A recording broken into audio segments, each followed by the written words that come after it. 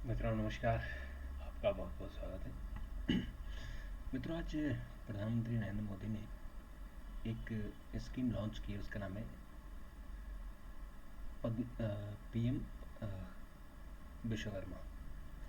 PM Vishwakarma ही वही scheme है जो प्रधानमंत्री ने 15 अगस्त को लाल किले की प्राचीर से घोषणा की थी। और इस स्कीम का बहुत बड़ा और बहुत दूरगामी परिणाम निकलने वाले हैं।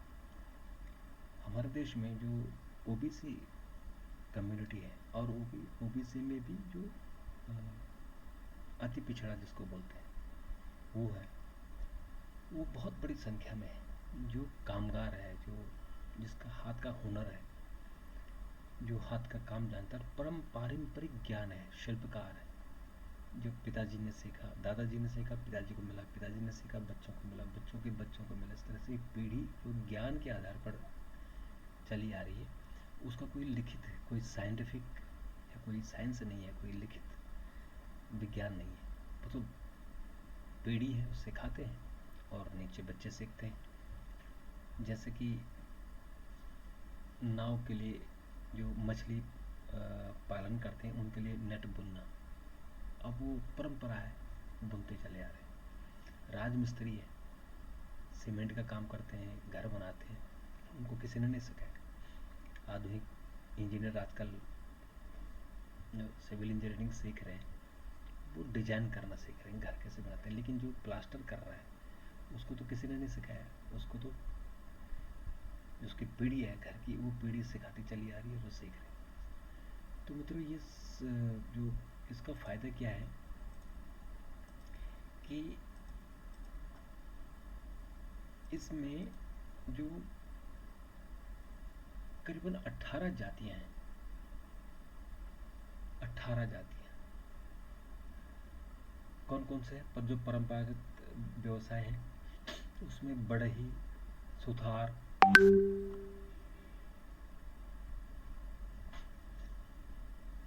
लोहार,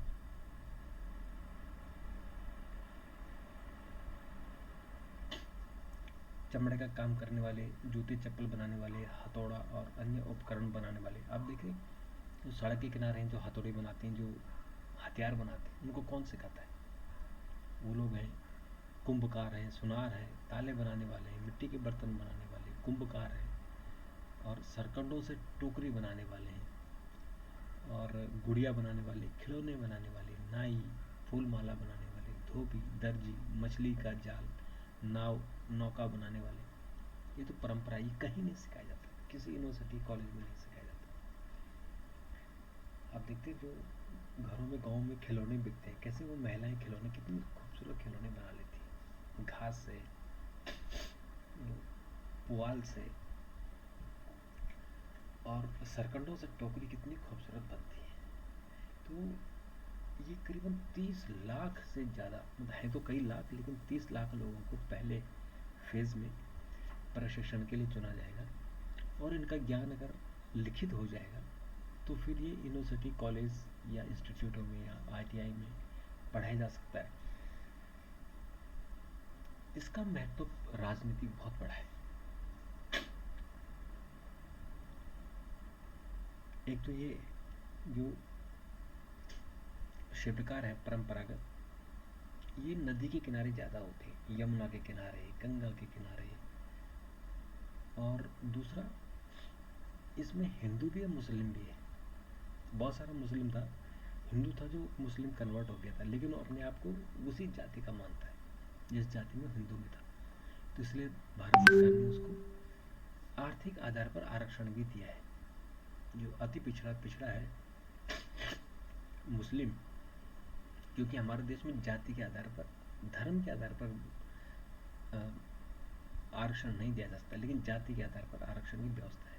तो जो मुस्लिम पसमानदा है, उन पसमानदाओं को आरक्षण मिलता है, अति पिछड़ा के रूप में मिलता है या पिछड़ा के रूप में मिलता है, लेकिन मिलता है। तो चूंकि 2024 का चुनाव है और इस चुनाव में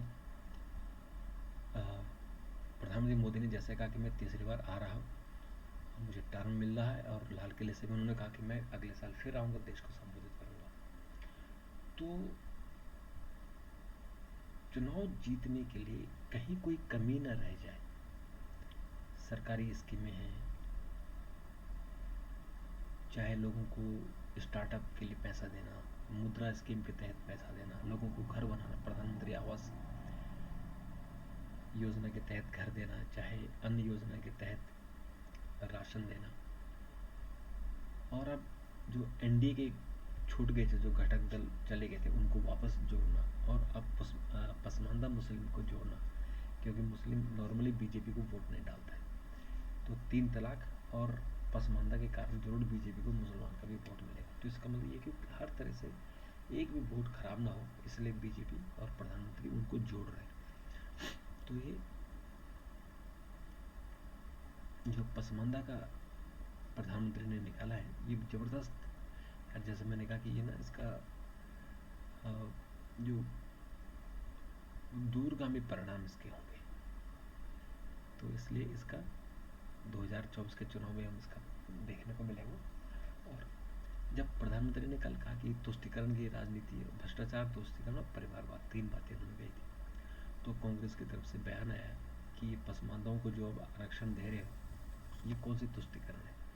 तो ये बयानबाजी होती है राजनीति, लेकिन इसका राजनीति का बहुत बड़ा इसका अर्थ है, और उस अर्थ का मतलब हुआ कि 2024 के चुनाव में साफ साफ ये देखने को मिलेगा। और मित्रों, इसके अलावा एक और स्कीम प्रधानमंत्री ने आज लॉन्च की है। रेलवे के साथ 4 लाइन वाली सड़कें बनाएंगी, और उसमें 32,500 करोड़ का खर्चा है। बहुत बड़ी स्कीम है ये। और उसके अलावा साथ साथ एक डिजिटल इंडिया के लिए, एक तो रेलवे का एक हो गया, एक डिजिटल इंडिया के लिए कि जो करीबन 57,000 करोड़ रुपए का, एक तो ई बस वाली स्कीम है, और एक है आपकी डिजिटल इंडिया वाली, यानी करीबन जो सरकार ने मोटा मोटा अंदाज़ा लगाया, लगभग 6 लाख लोगों को डिजिटल इंडिया से जोड़ना है, उनको रोज़गार देना है, प्रशिक्षण देंगे, फिर वो आगे काम करेंगे। तो ये बेसिकली जो जनता को कैसे अपनी तरफ आकर्षित किया जाए और जनता के दुखों को कैसे दूर किया जाए, ये उसकी तरफ प्रधानमंत्री का कदम है। तो आज जो कैबिनेट की बैठक हुई थी, उसमें बहुत महत्वपूर्ण निर्णय लिए गए, और जो विश्वकर्मा स्कीम है वो सबसे बड़ी स्कीम है। तो मित्रों, इसका राजनीतिक फ़ायदा है, राजनीतिक इसके मायने हैं। तो इसमें हम और फिर बात करेंगे, लेकिन अगर और कुछ आपकी सुझाव हो तो ज़रूर दीजिएगा। और इसके अलावा मित्रों, हम कुछ और खबरों पर चर्चा करते हैं, जैसे कि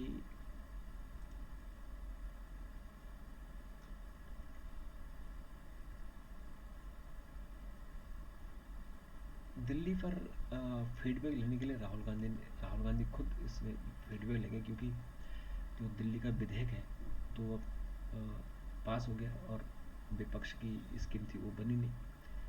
तो इसलिए कांग्रेस में एक मंथन है कि वो 7 सीटों पर चुनाव लड़ेगी दिल्ली की में 7 लोकसभा के चुनाव हैं। तो इससे आम आदमी पार्टी नाराज़ हो गई। उन्होंने कहा कि फिर हम मुंबई की बैठक में नहीं जाएंगे। तो फिर अब राहुल गांधी कहा कि इस पर हम विचार करते हैं कि क्या हम इसको बैलेंस कर सकते हैं, क्या कुछ सीटें आम आदमी पार्टी के लिए छोड़ सकते हैं। और मित्रों, एक जो शरद पवार कह रहे हैं कि, क्योंकि कुछ लोगों का ऐसा आरोप है कि शरद पवार बीजेपी की तरफ जा सकते हैं, तो कांग्रेस और दूसरे घटक दल को कह रहे हैं कि भैया आप अपनी स्थिति स्पष्ट कर दो, 2024 के चुनाव आने हैं, तो अगर ऐसा होगा तो कैसे काम चलेगा। देह व्यापार, वैश्या जैसे शब्दों का इस्तेमाल बंद होगा। सुप्रीम कोर्ट ने कह दिया है कि लैंगिक शब्दावली जारी करो, और अपने देह व्यापार, वैश्या जैसे शब्दों का इस्तेमाल नहीं होना चाहिए। अच्छा कि ये पेशा ही ना हो, क्योंकि केवल शब्दों के इस्तेमाल या शब्दों को रोकने से, जैसे दलित शब्द रोका गया है, तो महात्मा गांधी ने हरिजन कह दिया, अब हरिजन पर भी बहुत प्रतिबंध लग गया। लेकिन अब प्रतिबंध लगाने से क्या करोगे? प्रतिबंध लगाने से तो कुछ होगा नहीं। तो इसलिए आपको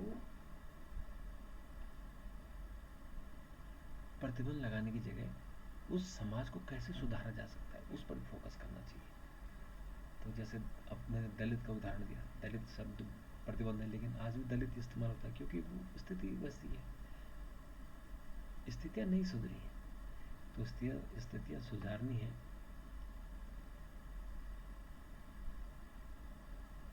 स्थितियाँ सुधारनी है तो समाज को सुधारना होगा, ये सबसे बड़ी बात करनी पड़ेगी।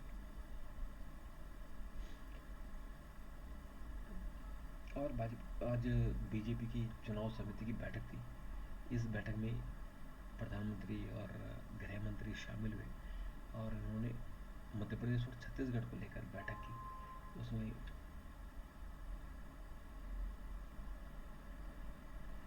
जो कुछ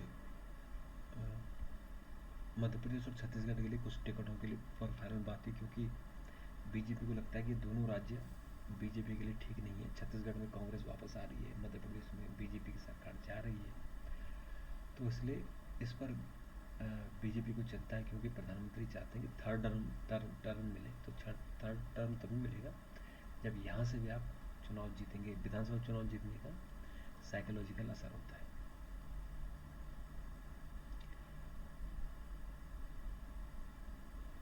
और चंद्रयान 3 चंद्रमा के और नज़दीक पहुँच गया है और 23 अगस्त को ये चंद्रमा पर उतर जाएगा।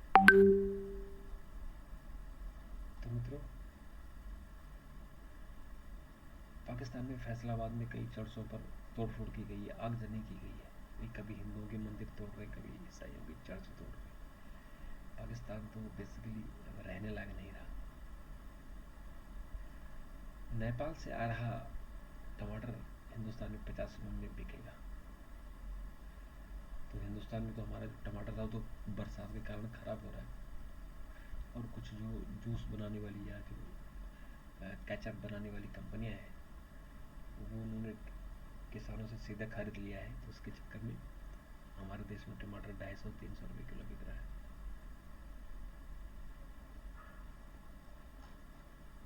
तो मित्रों, आज के लिए इतना ही।